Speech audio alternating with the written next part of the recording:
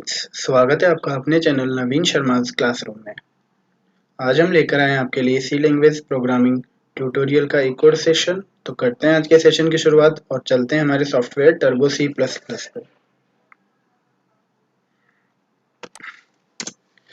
तो ये है हमारा Turbo C plus plus software की स्क्रीन और इसमें आप देख रहे हैं कि आज की जो हमारी टास्क है वो है फाइंडिंग स्क्वायर और cube of a number using POW function. Basically आज हम क्या करने वाले हैं, मैं आपको थोड़ा सा ब्रीफ कर देता हूँ कि आज हम एक प्रोग्राम बनाने वाले हैं जिसके अंदर हम स्क्वायर और cube of a number find out करेंगे और इसके लिए जो फंक्शन हम बेसिकली यूज में लेंगे वो होगा POW फंक्शन, जो कि बेसिकली शॉर्ट फॉर्म है पावर फंक्शन का। और ये पावर फंक्शन जो है मेंबर है math.h हेडर फाइल का। तो करते हैं आज के सेशन की शुरुआत और करते हैं सबसे पहले हमारी हेडर फाइल्स को इंक्लूड।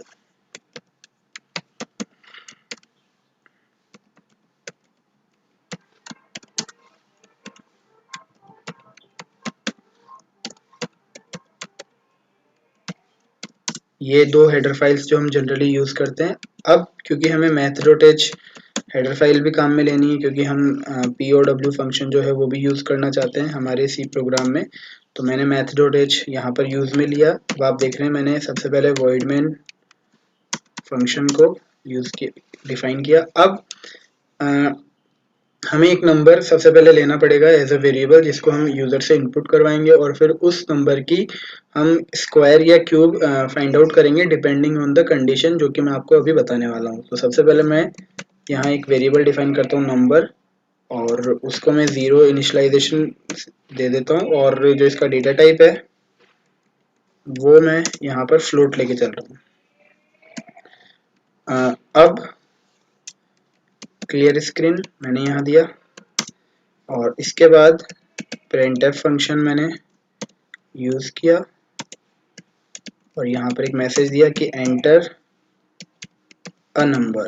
सिर्फ मैंने इतना सा मैसेज दिया सिंपल सा कि एंटर अ नंबर। अब scanf लगाया और scanf में मैंने क्या किया, %f से नंबर को इनपुट करवाया। अब यहाँ पर दो कंडीशंस हम बेसिकली कंसिडर करेंगे कि नंबर जो हम यूजर से इनपुट करवा रहे हैं कि वो दो तरीके से हो सकता है, या तो वो नेगेटिव नंबर हो या वो पॉजिटिव नंबर हो। तो यदि नंबर नेगेटिव है उस कंडीशन में हम स्क्वायर कैलकुलेट करेंगे और यदि नंबर पॉजिटिव है उस कंडीशन में हम क्यूब कैलकुलेट करेंगे। तो यहाँ पर हमें सिर्फ अभी दो कंडीशंस लगानी है और दो कंडीशंस हम इस तरह से लगाएंगे कि if the number is negative, then we are going to calculate the square of that number, and if number is positive then we are going to calculate the cube of that particular number। Cube का मतलब जैसा कि आप जानते हैं कि किसी भी नंबर की 3 टाइम मल्टीप्लिकेशन करनी होती है उसका खुद ही के साथ, और स्क्वायर का मतलब होता है कि उस नंबर का उसके खुद के साथ हमें 2 बार मल्टीप्लाई करना पड़ेगा। तो अब क्योंकि हमें कंडीशंस यहाँ पर मेंशन करनी है तो कंडीशंस के लिए हम यहाँ पर इफ स्टेटमेंट्स का यूज करेंगे। तो सबसे पहले मैं यहाँ एक इफ स्टेटमेंट में कंडीशन देने जा रहा हूँ कि if number is less than 0, अगर नंबर 0 से छोटा है दैट मीन्स कि यहाँ पर हम चेक कर रहे हैं testing that number is negative. तो यदि नंबर नेगेटिव है इसका मतलब वो 0 से छोटा होगा, और उस कंडीशन में हम क्या करेंगे, एक वेरिएबल ले लेते हैं क्योंकि हमें नेगेटिव के केस में स्क्वायर कैलकुलेट करना था, तो मैंने यहाँ लिया स्क्वायर। और अब मैं पावर फंक्शन यूज करने जा रहा हूँ तो मैंने लिखा POW। फिर अब इसके पैरेंथेसिस में हमें सबसे पहले इनपुट पास करना है। तो पावर फंक्शन का जो पावर फंक्शन जो हम यूज कर रहे हैं जो कि POW है, इसके जो पैरेंथेसिस मैंने लगाए सबसे पहले मैं यहाँ पर पास करूंगा नंबर, क्योंकि हमें नंबर का स्क्वायर कैलकुलेट करना है। और क्योंकि जो पावर फंक्शन है उसका सिंटेक्स कुछ ऐसा होता है जैसा कि मैं आपको दिखाने की कोशिश करता हूँ। POW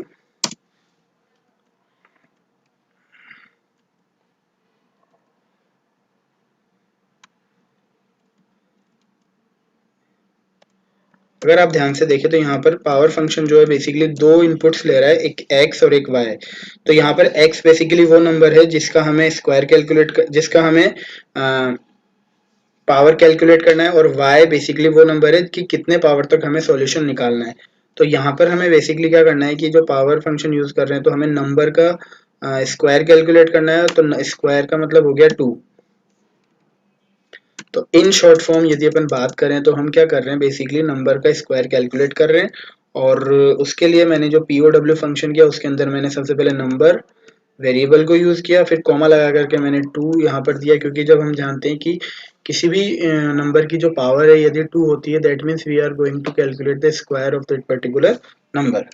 तो इस तरीके से हमने पावर फंक्शन यूज करने के लिए जो पावर फंक्शन हमने यूज किया उसको हमने यहाँ पर इस तरीके से यूज किया है, so that upon number variable का स्क्वायर कैलकुलेट कर पाए। अब इतना करने के बाद हम एल्स पार्ट में जाते हैं और यहाँ पर एक कंडीशन में और लगा देता हूँ कि if number is greater than 0, in that case अब हमें क्यूब कैलकुलेट करना है, तो यहाँ पर मैं क्यूब एक वेरिएबल लूंगा और POW फंक्शन मैंने लिया, number variable as it is लिया, लेकिन जो पावर मैंने मेंशन करी है वो अब मैं यहाँ पर 3 कर दूंगा। इसके बाद मैंने इसको क्लोज किया एल्स इफ वाले सेक्शन को, और अब यहाँ पर जो डिफॉल्ट एल्स वाला पार्ट है वहां पर हम क्या करेंगे, मैसेज दे देंगे कि printf /n, और यहाँ पर एक सिंपल सा मैसेज देंगे कि यू हैव एंटर्ड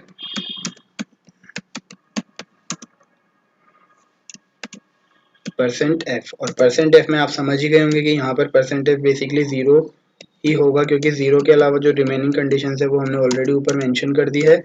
तो इस तरीके से हमने क्या किया, कंडीशंस बेसिस पे स्क्वायर और क्यूब के लिए एक कोड हमने लगाया। और अब यहाँ क्योंकि हमें स्क्वायर और क्यूब तो हमने कंडीशंस में दे दिया, और यहाँ पर ही हम क्या करते हैं, printf में वैल्यूज को प्रिंट भी करवा लेते हैं। तो जैसा कि अगर मुझे स्क्वायर वाले के लिए जाना था तो square of %f is equal to %f। तो आप देखेंगे /n,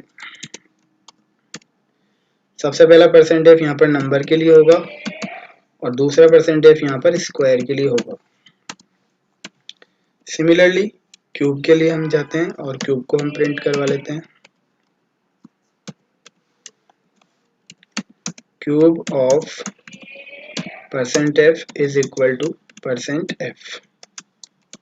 और यहाँ पर हमने क्या किया, नंबर कॉमा और इसको हमने क्यूब दे दिया। अब इस प्रोग्राम को हम एक बार एग्जीक्यूट करते हैं, लेकिन उससे पहले इसको एक बार कंप्लीट कर लेते हैं।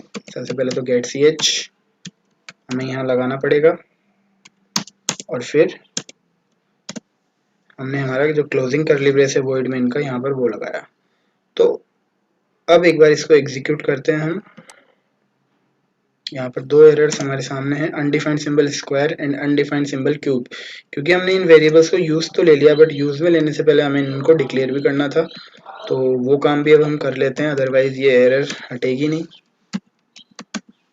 और स्क्वायर मैंने फ्लोट टाइप का लिया जिसको मैंने 0 से इनिशियलाइज किया, क्यूब मैंने फ्लोट टाइप का लिया और इसको भी मैंने 0 से इनिशियलाइज किया।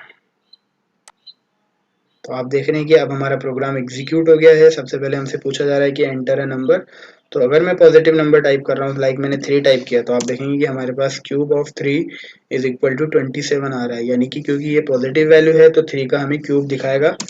लेकिन अगर मैं इसको नेगेटिव वैल्यू करके डालता हूँ, लाइक मैंने टाइप किया -3, तो आप देखेंगे कि square of -3 is equal to 9, यानी कि नेगेटिव वैल्यू के लिए हमने स्क्वायर कैलकुलेट किया। और यदि मैंने इसको 0 इनपुट कर दिया तो आप देख रहे हैं कि यू हैव एंटर्ड 0.00। तो अभी जो हमारा प्रोग्राम है बेसिकली हमारे कोड के अकॉर्डिंग प्रॉपरली वर्क कर रहा है। हम इसको एक बार यहाँ पर समझने की कोशिश करते हैं फिर से, क्योंकि हमने जो प्रोग्राम था हमारा वो था बेसिकली फाइंडिंग स्क्वायर और cube of a number using POW function. अब POW फंक्शन जो है बेसिकली math.h हेडर फाइल का पार्ट है, तो हमने यहाँ पर आप देख सकते हैं कि math.h हेडर फाइल यूज में ले रखी है।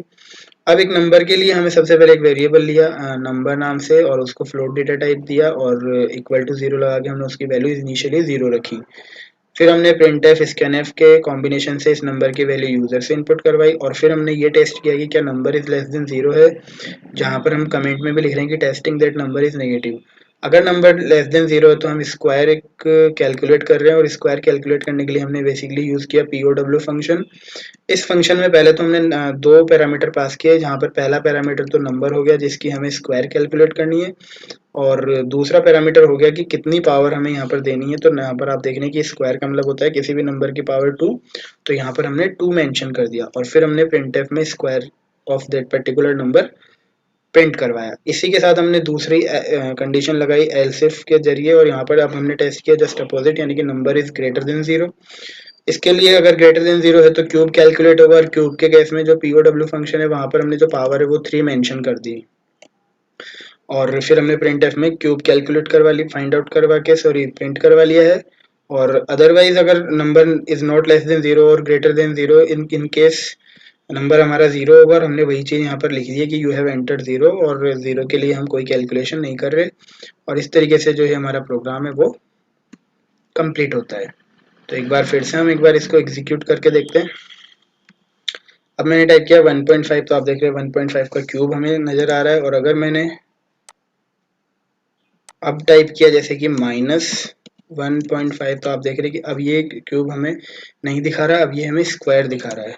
तो ये एक प्रोग्राम था जो बेसिकली हमने यूज़ किया टू कैलकुलेट द स्क्वायर और cube of a number using the power function, जो कि math.h हेडर फाइल का पार्ट था, और math.h हेडर फाइल हमने यहाँ पर इंक्लूड करी। तो आज का जो हमारा प्रोग्राम है और आज का जो हमारा सेशन है बेसिकली इन्हीं दो पॉइंट्स पर बेस्ड था, कि सबसे पहले तो math.h हेडर फाइल को कैसे यूज़ में लेते हैं, और उसके अंदर जो पावर फंक्शन है वो हमें कैसे यूज़ में लेना है। math.h हेडर फाइल की यदि अपन बात करें तो आप देख सकते हैं कि इसमें बहुत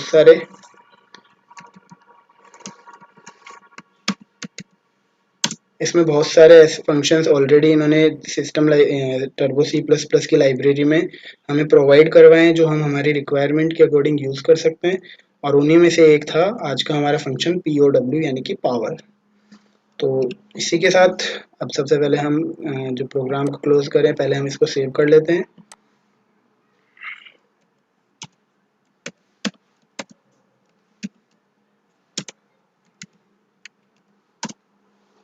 और अब हमारा प्रोग्राम सेव हो गया है, तो सेव करने के साथ ही मैं इस प्रोग्राम को क्लोज कर देता हूँ, और प्रोग्राम के क्लोज होने के साथ ही हमारा जो आज का सेशन है वो भी कंप्लीट होता है। So thank you so much guys, have a nice day, good bye.